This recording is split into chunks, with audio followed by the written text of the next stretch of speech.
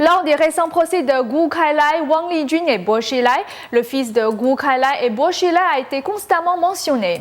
Bo Guagua vit toujours aux États-Unis et semble s'y cacher. Le PCC va-t-il se décider à le faire extrader? Certains pensent que le procès de Bo Guagua ferait un bon exemple pour tous les responsables du PCC qui ont envoyé leurs enfants et leurs biens à l'étranger. Mais l'extradition d'enfants de hauts responsables du PCC semble impossible dans un État communiste où tous les responsables sont corrompus. Après que Gu Kailai a été accusé d'homicide et que la famille de Bo Xilai a été suspectée d'avoir accepté d'énormes sommes d'argent, le fils Bo Guagua est suspecté de corruption. On ne sait pas encore s'il sera extradé des États-Unis où il réside actuellement. Selon l'analyse de certains commentateurs dans la revue Mingpao de Hong Kong, la Chine et les États-Unis n'ont aucun accord d'extradition.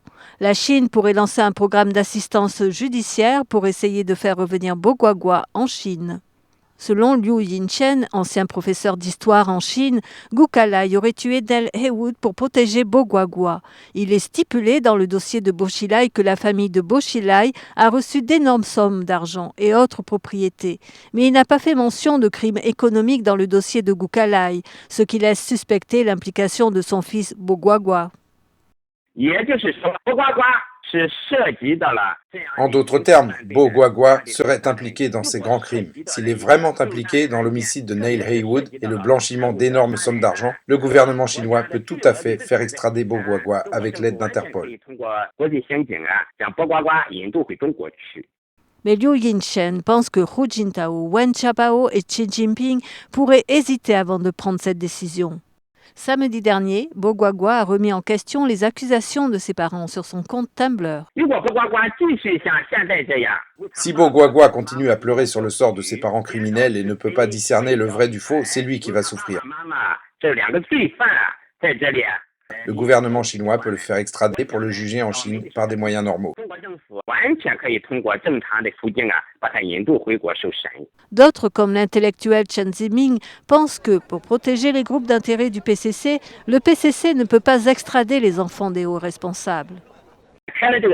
Si le PCC commence à extrader les enfants des responsables, c'est un pas en avant. Si un prince outrepasse la loi, il doit être jugé, tout comme le reste du peuple. Bo Guagua représente la 3e génération des membres du PCC. Il a dilapidé des fonds nationaux à l'étranger. Ses parents sont des responsables en Chine. Une fois qu'ils sont punis pour leurs crimes, si leurs enfants ne sont pas punis, cela ne sert à rien de punir les responsables corrompus. Selon l'avocat chinois Zheng Hui, Bo Guagua est suspecté de crimes majeurs et devrait être extradé.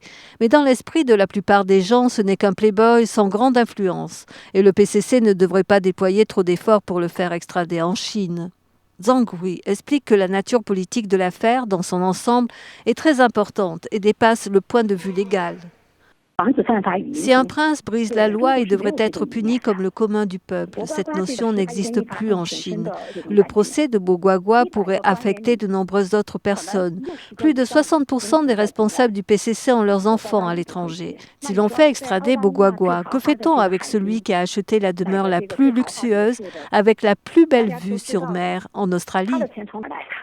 Bo Guagua vit toujours aux États-Unis après avoir été diplômé de l'université de Harvard en mai de cette année. Bien que la Chine et les États-Unis n'aient pas d'accord d'extradition, Bo Guagua n'est pas qualifié pour demander l'asile aux États-Unis. Selon le journal britannique Daily Mail, face aux accusations de corruption, Bo Guagua ne souhaite plus rentrer en Chine. Selon ses proches, il a peur et cherche à se cacher. Nouvelle NTD.